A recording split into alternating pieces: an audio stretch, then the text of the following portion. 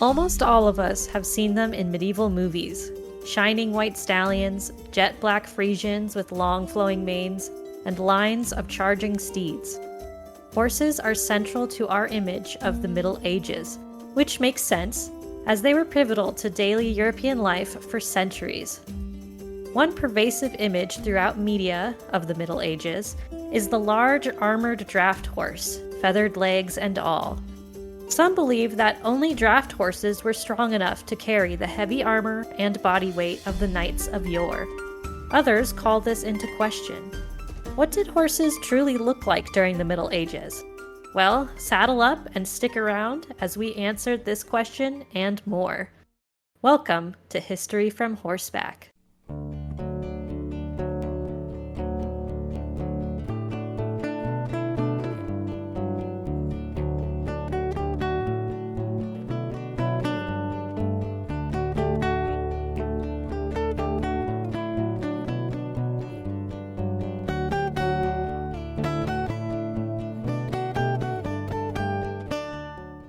When you first hear horses in the Middle Ages, what do you initially think of? I try not to be honest, because let's be real, it's always that jousting knight on a big black Frisian, and it's just, the long flowing mane and the ridiculously thick armor and crowns and, all the sorts of things, the flash, the fair. But I don't know, like it's funny to me that it's like black horse or white horse. You barely ever see, especially like in media, like you barely ever see brown horses, bays, chestnuts, doesn't matter. Like you barely ever see anything outside like white horse or black horse for main characters, I want to say. When it gets to like armies and like, other people or like lesser people or like lesser characters that are like in the background, you start to see them more like we didn't have a black horse to give them, so we just gave them, this little bay, whatever. But I think it's really funny that people are so used to seeing these horses now that they just assume that that's what it was like and that's what it was real. Yeah. It's really funny to me. Yeah. And we can discuss it a little more later about like coloration and that kind of thing. But yeah, I just wanted to hear your like initial reaction to thinking about this topic. And I also wanted to ask you, have you ever gone to like a joust or a medieval reenactment or a Ren fair with horses or anything like that? I personally have not, but there is a really quite famous Ren fair in Australia. It's in Victoria. It runs out of a place called Crile Castle. And Crile Castle, one, they have like an on-season, off-season. They run like a Ren fair during the on-season and whatnot, but they also do jousting tournaments. And the guy who owns Crile Castle with his wife, his name is Peter Leach, and he is currently, from what I know, the world jousting champion, which is really awesome. I'm not gonna lie. But hilariously, you would never guess, but he jousts on a stallion named Valiant, who is a Frisian. Of And course. yeah, like they have like a big outfit, like they have a banner, like it's like red and black themed, obviously, like Philip's crown that he jousts with on the top of his armor, which is all real, is like a big dragon crest that comes out the top of his head. It looks so good. It's very, very cool, very awesome.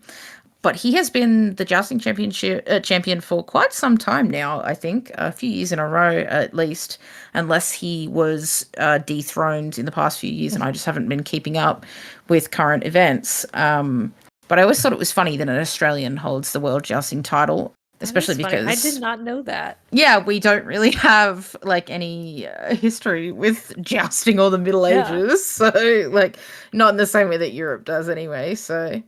I mean, yeah, granted, like the US doesn't either, but you have a lot of people who are really into it here in the United States.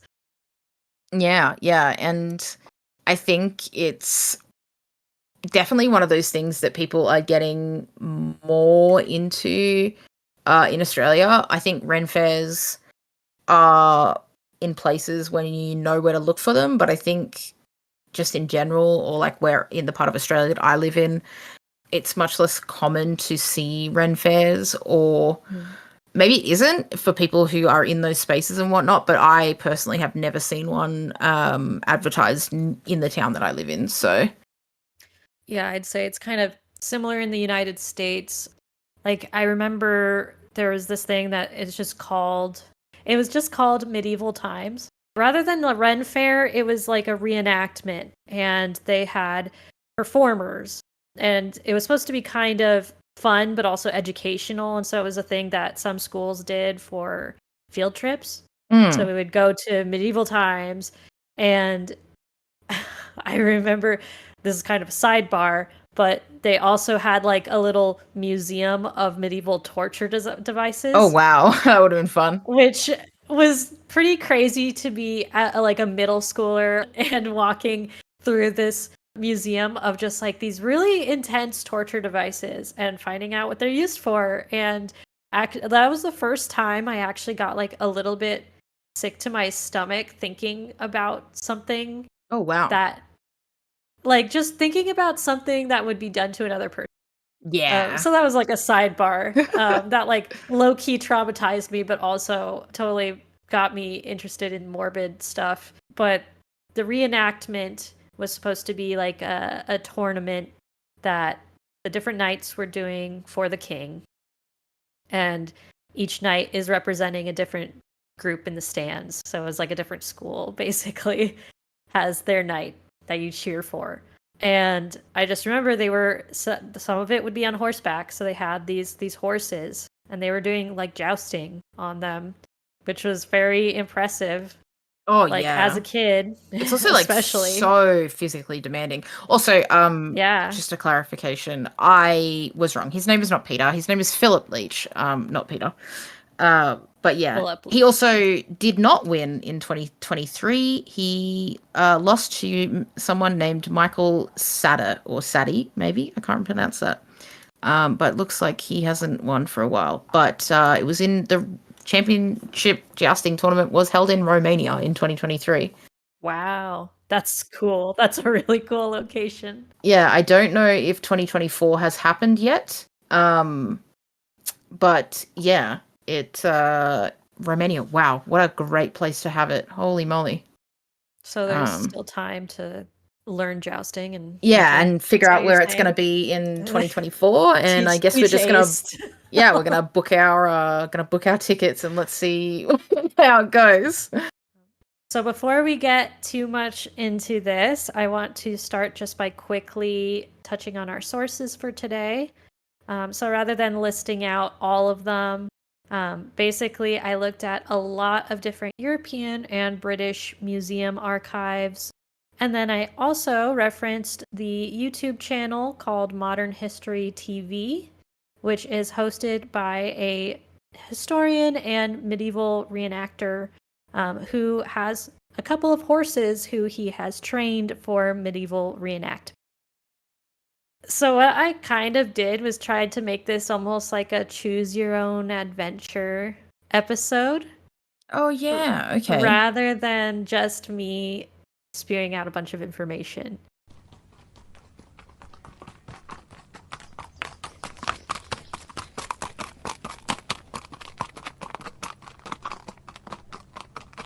Imagine you are a person living in the Middle Ages. Now, are you a man or a woman? Medieval society didn't exactly have a modern concept of gender, so a more accurate question is, would a midwife declare you male or female at birth? Much to my disgust, I would have been female, let's be real. Okay, and then I kind of expected that. Not to assume. All right, so female. Well, guess what? It doesn't actually make a huge difference. Thank God for that. Yeah, absolutely. While there were definitely some patriarchal laws surrounding inheriting land and who ruled kingdoms, who led the church, life wasn't actually as imbalanced between genders as we've been led to believe. Many women had the same trade or profession as their husbands, and ladies often went on hunts and hawking trips. In fact, most women rode astride on a horse, not side saddle during the Middle Ages. Side saddle was reserved for wearing large, elaborate gowns, and due to the design of the saddle, the horse had to be led by someone on the ground. I can only assume that it was also quite uncomfortable, given saddles of the time, and also I feel like you would have had to been taught to ride side saddle because riding side saddle is not actually easy by any means. The way your legs have to be, the way you have to support yourself with your core, like because there's only one side, and you can't just lean to one side to sort of balance yourself out. Yeah, I can only imagine that would have been way more difficult than most people are led to believe. Absolutely. And based on what I was finding in research, it gained in popularity later on when huge, bulky dresses started getting more fashionable. Yeah. But during the medieval times, a lot of the time, even when women were wearing dresses, what their outfits were a lot more they had a purpose, they had a function, they're more functional. Yeah. Even if you were royalty, if you're going out riding, you're wearing something functional so that you can ride. Okay, now that we've established that, what kind of profession do you want? Almost any profession at the time would involve horses in some capacity, even tangentially. This is because horses were central to everyday life at the time. They were used for transportation, agriculture, trade, and warfare. Now I'm going to go through some of the most common jobs. I, for one, I was actually talking to my wife about this the other day. The fact that if I had been born in an era that was not this one, I probably either would have been a blacksmith or a horse breeder, because I probably could have been way more involved with horses if I was not born in the modern era. And although I probably wouldn't give up my position today to go back in time, let's be real. But yeah, I think it would have been, I absolutely would have had a horse job. Doesn't matter what it was, doesn't matter how niche it was, it would have had something to do with horses. I just know it. Yeah, I kind of feel the same as you. So if you're a simple farmer, in the Middle Ages, you might utilize oxen for plowing your fields or powering your mill. However, as the Middle Ages progressed, horses became the main working animal on the farm. This is due to several reasons. First of all, European farmers shifted from the Roman 2-field crop rotation to the 3-field crop rotation. One field would be for winter crops like wheat or rye, one field would be for summer crops like peas, lentils, or barley, and one field would remain fallow or unplanted. This meant that one field could grow oats as fodder to feed horses, while another field could be growing what you need in order to support yourself. There was also the invention of a new type of plow, called a turn plow or a moldboard plow. This plow was kind of what I consider the stereotypical plow, if you picture one. This plow needs large animals like oxen or horses to pull it.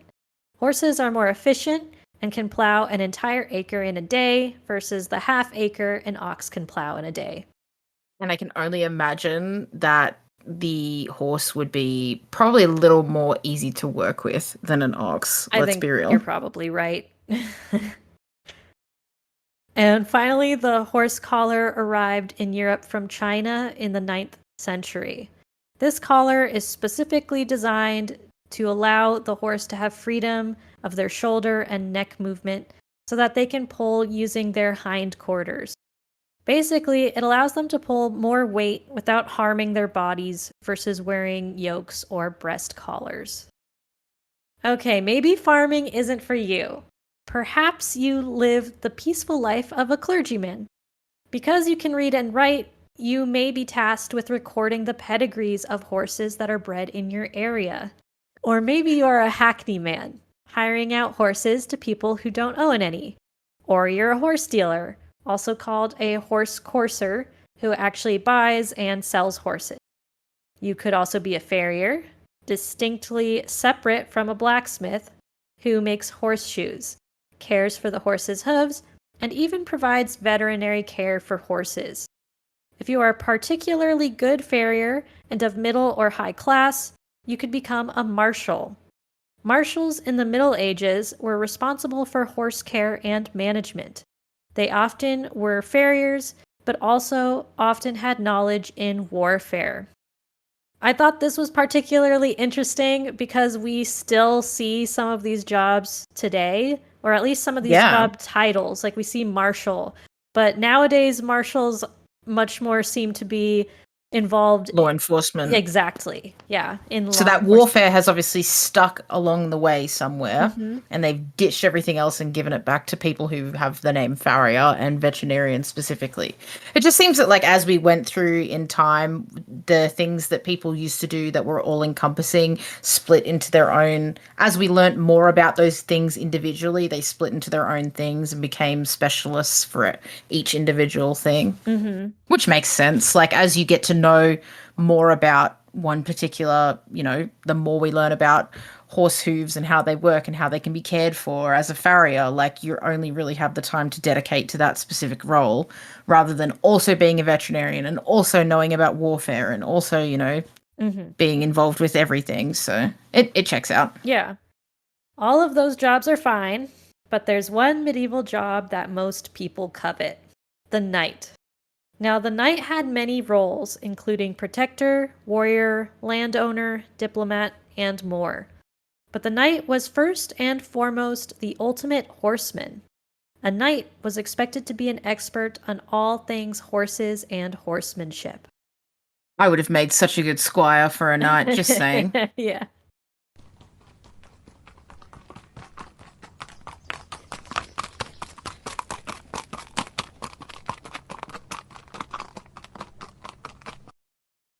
Okay, so now that we've selected your job, aka knight, we've selected knight. We will always be picking knights. The coolest one. I want to be a knight. My name is Sir Sappho on the internet, and I picked that for a reason. So, okay, so now it's time to pick out a horse. Actually, as a knight, you're going to have at least 3 horses: one for war, one for riding from place to place, and one for carrying the rest of your stuff. Knights had many horses, usually for different purposes. Horses in the Middle Ages were not divided into breeds like they are today.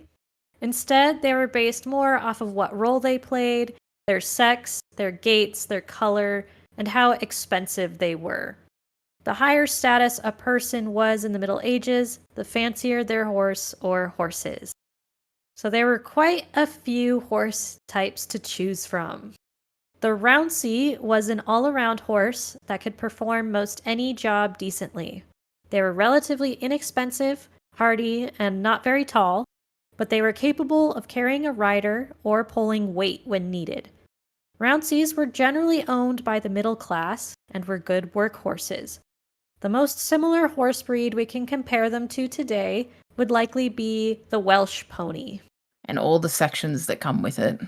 Yes, pretty much. Yeah, like as varied as the Welsh pony is, that's probably like as varied you would find Rouncies, or even more variable. I can only imagine. Like, they didn't have breed standards. There was usefulness standards instead. Mm-hmm. Exactly. The palfrey was a popular riding horse. They were more expensive and generally owned by ladies, knights, and people of status. They likely were finer boned and taller than a Rouncy, but still capable of carrying a knight. One notable trait of palfreys were that they had an ambling gait, which would be very smooth and comfortable to ride. Palfreys were likely related to Norse breeds of horses, brought to the rest of Europe by Viking raiders. This would be very similar to the modern-day Icelandic breed, which is thought to be one of the earliest gaited breeds of horse. It is also believed that the palfrey gave rise to the Hackney horse breed. What I find interesting about this is that Hackneys are not gaited, and they're known for their big, trotting gait.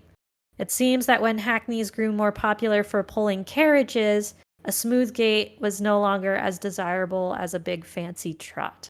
Right in there with your saddlebreds. Yeah. And even the modern day warm blood, let's be real. Like some of the more Dutch pushed, like, you know, your Dutch harness horse and whatnot, flat backs, big legs, you know, Mm-hmm. ultimate carriage breed. Yeah. I found it particularly interesting that like there were gated horses in the Yeah. medieval ages, and that was really preferred because if you're Yeah. going to be riding a horse around town or from one place to another, travel and pilgrimages were actually very common in the medieval ages. This is something I didn't realize until I was doing research, was that even like the average person working in the fields at some point in their life was expected to actually like go on a pilgrimage, go travel. So since they were covering a lot of mileage, they wanted that to be as comfortable as possible. So they wanted gated horses. I mean, if you're gonna be sitting a trot all day, or even just for a little bit, you know, may as well be a comfy one. Mm-hmm. And again, like throwing back to our last episode as well. Again, these stockier, shorter breeds that were really desirable. Like we're not looking for tall, lanky, not in the same way that these like modern day horses are. Mm-hmm. Not at all. It's just, you know, again, we're getting to that sort of like pony build, you know, instead of like the big, lanky horse build that everyone seems to think of. Yeah, exactly. The dray, stot, and affer all seem to be names for what we would now consider draft horses. They were used for hauling, plowing, pulling carts, and other various farm jobs. Drays were stocky and muscular, but also docile and calm. While some were probably as tall as modern draft breeds, they usually were rather short and stout. The breeds that these horses likely gave rise to were Shires, Percherons, and the Suffolk Punch. When you said short and stout, my mind immediately went to the Suffolk Punch. And I was Yeah, like, everywhere. Love them. They're so cute. they are cute. The Jeanette, also called the Spanish Jeanette, was similar to a palfrey but smaller. They were expensive due to their finer breeding and were very popular amongst ladies, pilgrims, and occasionally used for war. Jeanettes also had an ambling gait that made them very comfortable to ride. It is thought that their breeding included Barbs and Arabians imported during the Crusades. Despite the Jeanette being described generally as being small, at some point they were bred to be taller, as the Frisian breed claims to stem partially from the Jeanette. So that's where we get our Frisian. Is God it damn it. a This is where it small all little, started. yeah, is a small little barb or Arabian.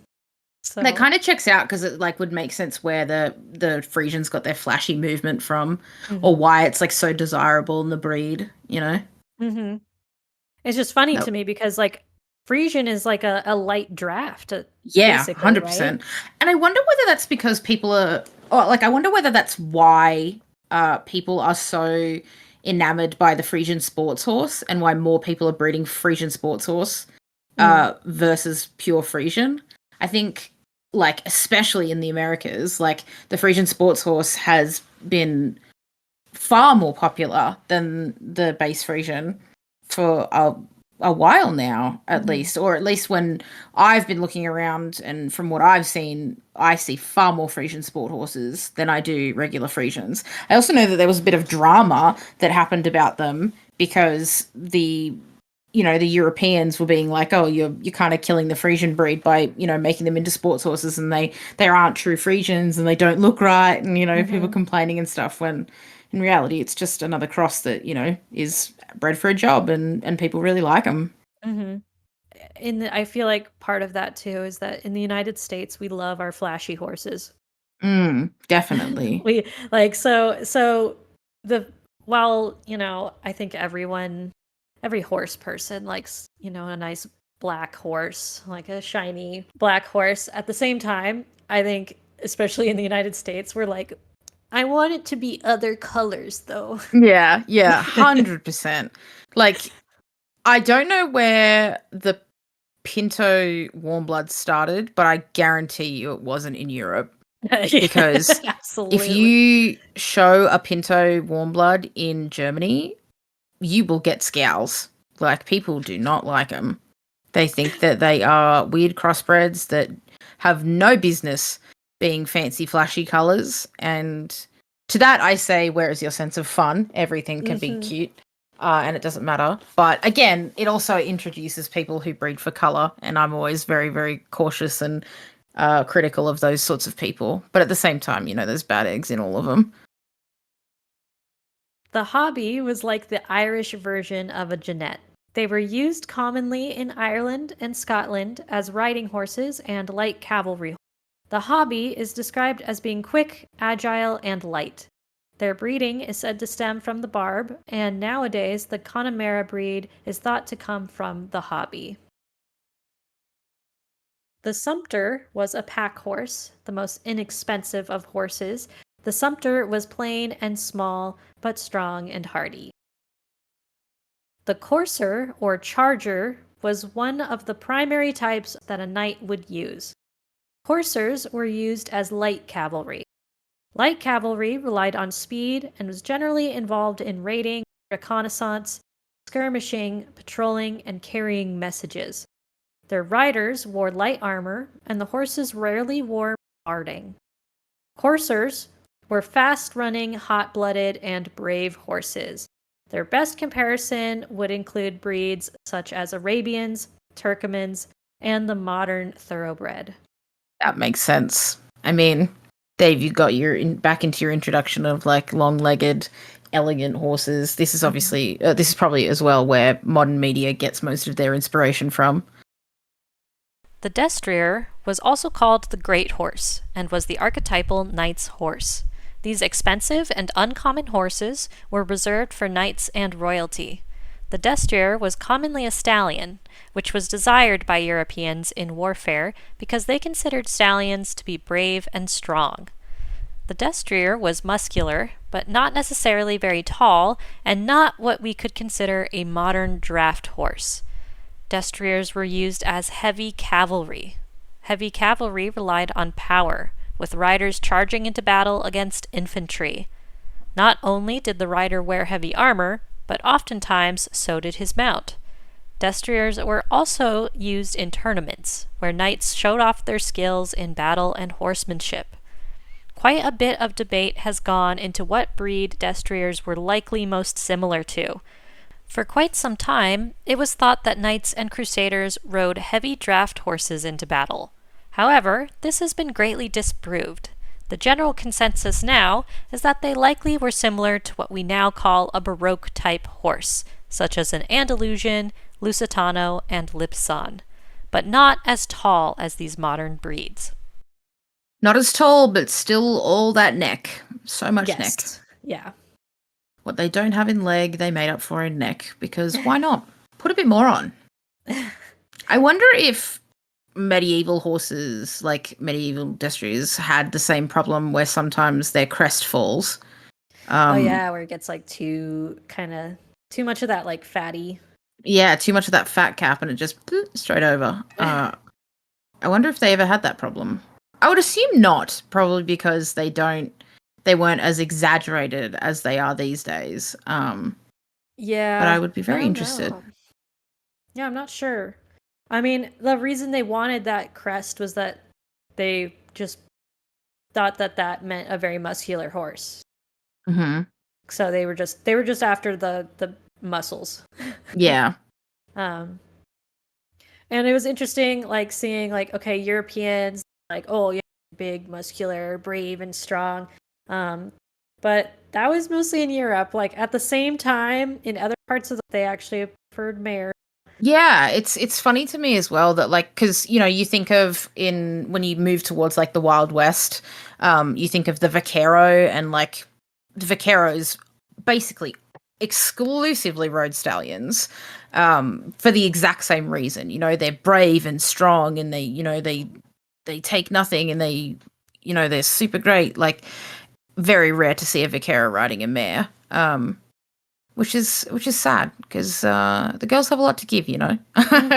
Absolutely. They would have been just as good, I promise. Yeah. I didn't quite write it down in here, but another thing that I had mentioned when I was first introducing like the different types of horses that like their color could even play a role into what kind of horse they were considered.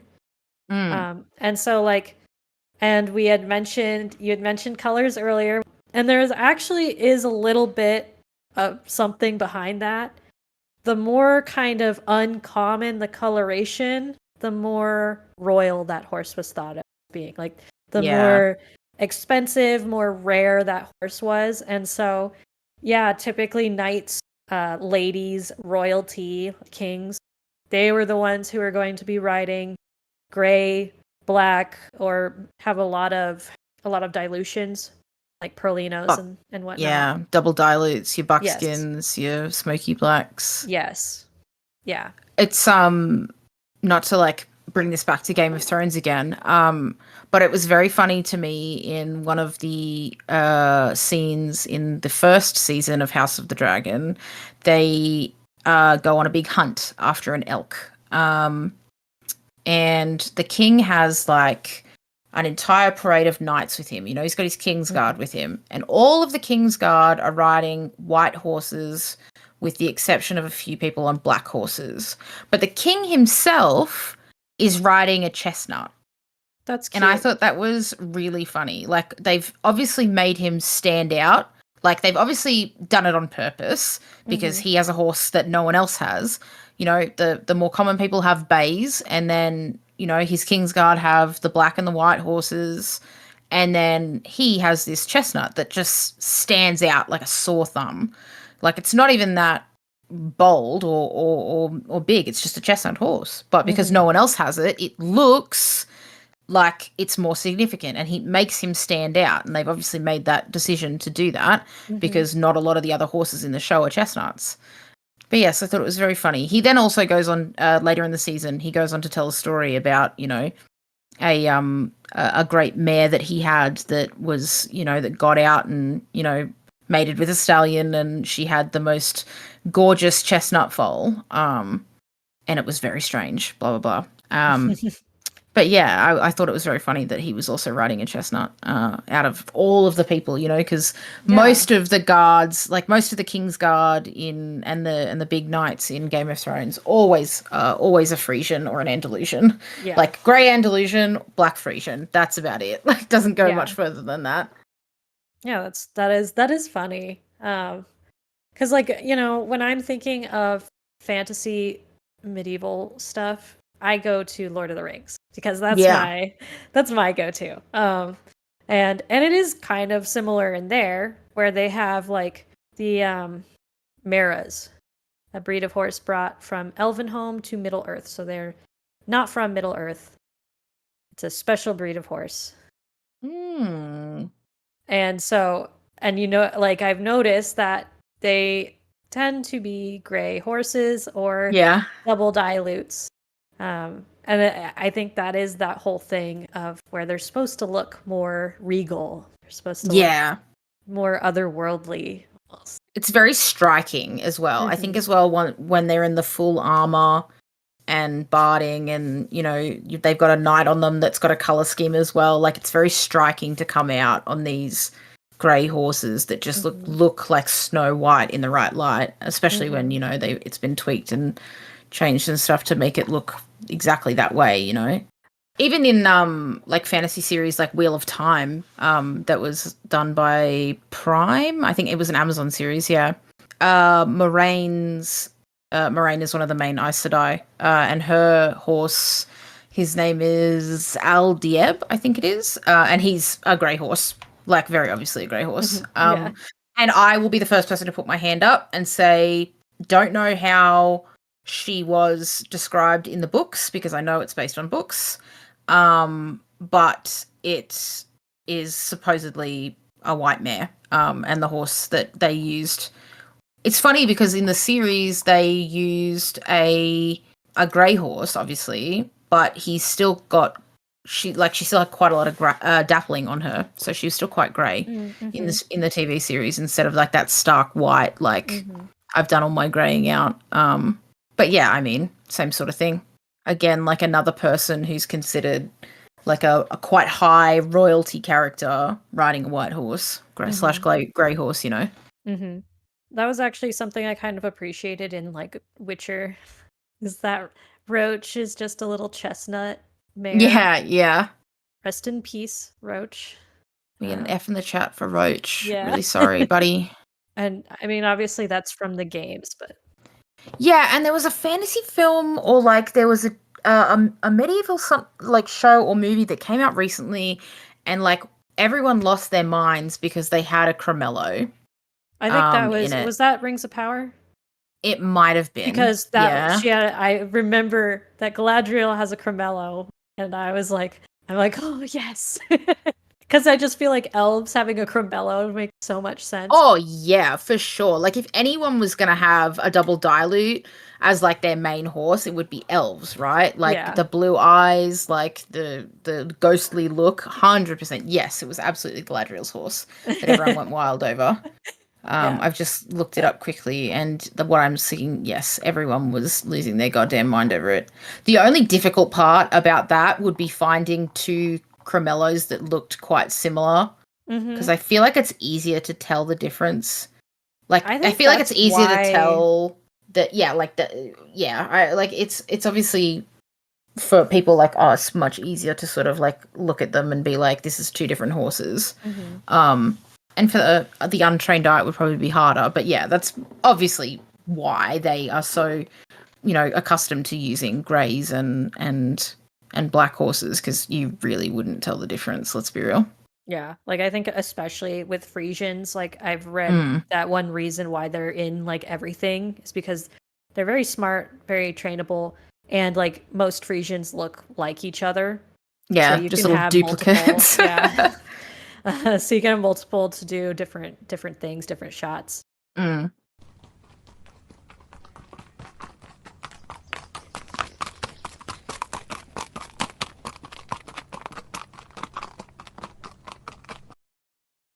If you were going to be working with horses in the Middle Ages, you were going to need the right gear. Medieval Europe saw quite a few breakthroughs in technology for horses, many of those new advances actually coming from other parts of the world. One of the few inventions that is thought to be of European origin is the metal horseshoe. Romans did develop something called a hipposandal, which was slightly more akin to a boot than a modern horseshoe.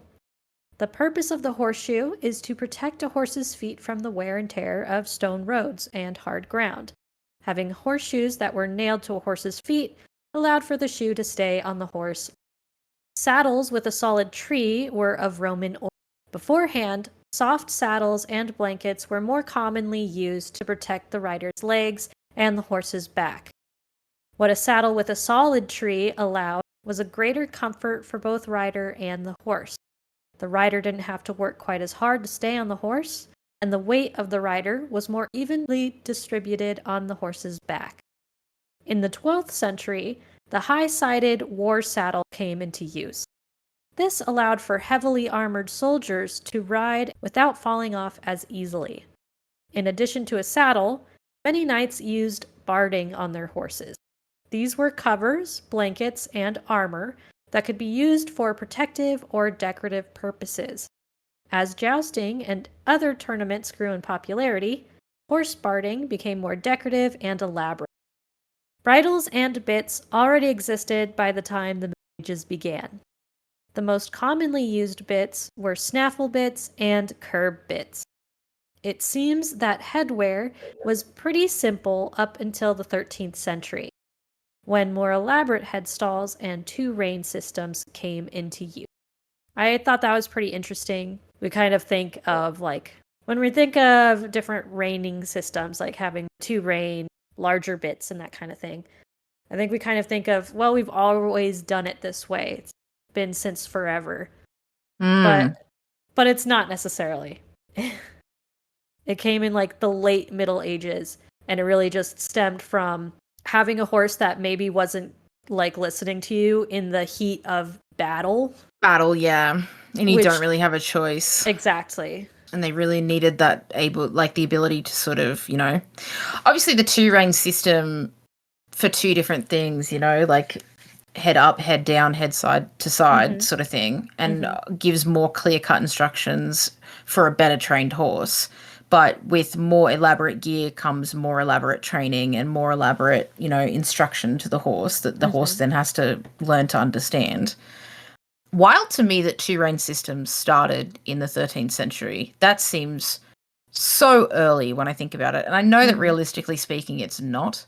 But like in my brain, when I try to consider the fact that the same two rein system that is used in FEI dressage today Mhm. was being used hundreds of years ago.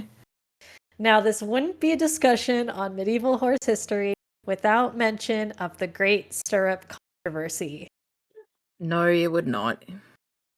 An entire episode could be devoted to this topic, so for now, I will just summarize it.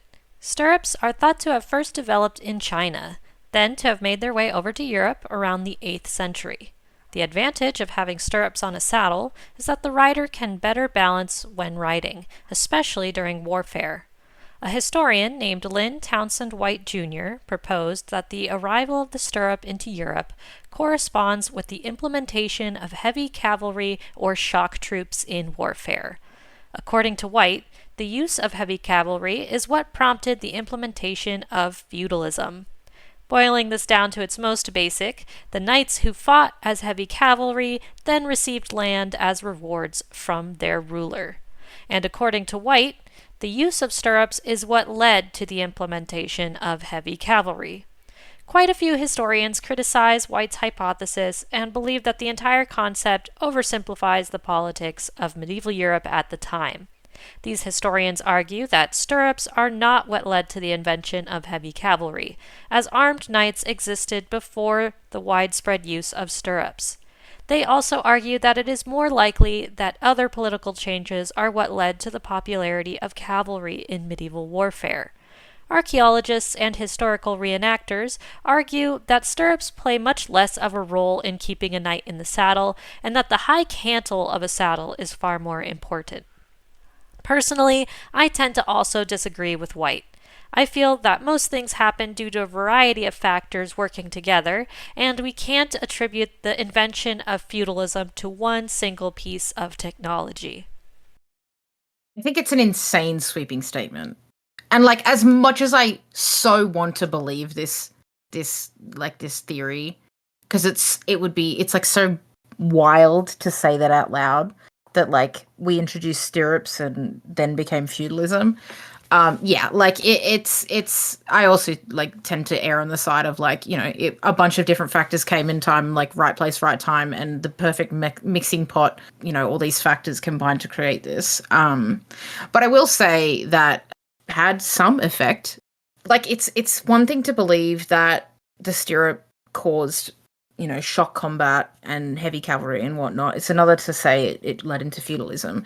I mean, the use of shock combat was exceptionally powerful, but I just don't think stirrups are that powerful. And I mean, I would know. I did a stirrupless lesson 2 weeks ago. I'm kidding. Um, but and also like the original stirrups were not great. They were somewhere to put your feet, but I just don't think they would have been all that stable. Considering what some of them look like. Some of them were just rings to put your feet in, like, and that wouldn't have been very comfortable, especially if you were putting your entire weight, despite the fact that you would have been probably in like a metal, like, or like your boots would have been you're quite thick and would have provided some sort of relief, but I don't think a lot. I was reading that like stirrups may have first been invented literally just to like help with the mounting process. Like it was something for Yeah. them to like step on um in order to mount, and then it was like not something you used while you were riding. Mm, And they just had like the single stirrup on one side. Which at that point it would have just literally been like a loop. they said, I'm so sick of my squire Yeah. legging me up. I need a hand, please.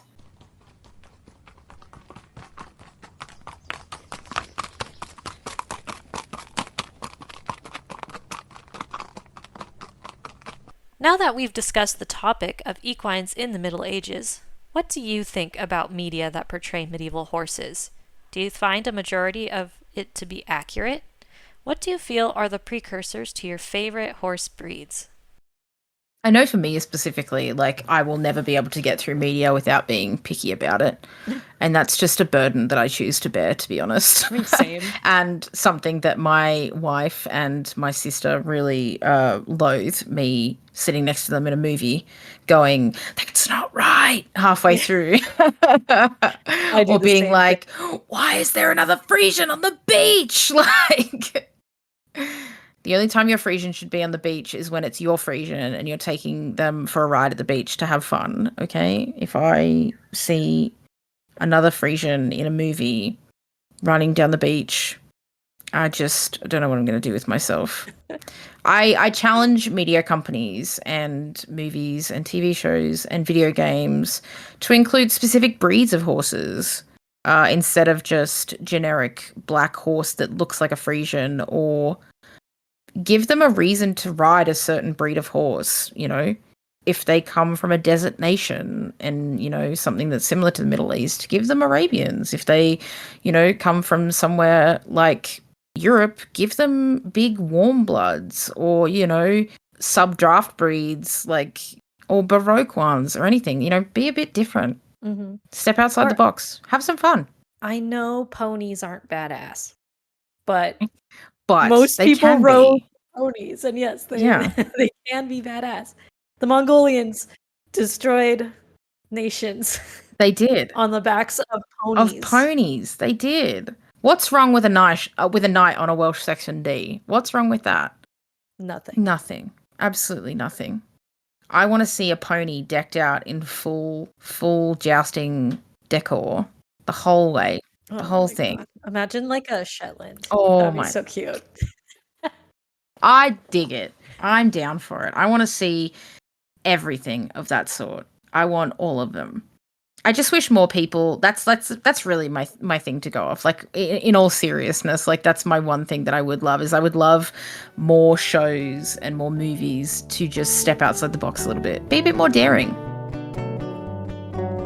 Well, that about does it for today's episode. Thank you so much for listening to History from Horseback. We hope that you enjoyed this episode. If you like what you heard, please consider leaving a rating or review. As a new upcoming podcast, we rely on your feedback to grow and improve. Thanks again for listening. We'll see you out on the trail.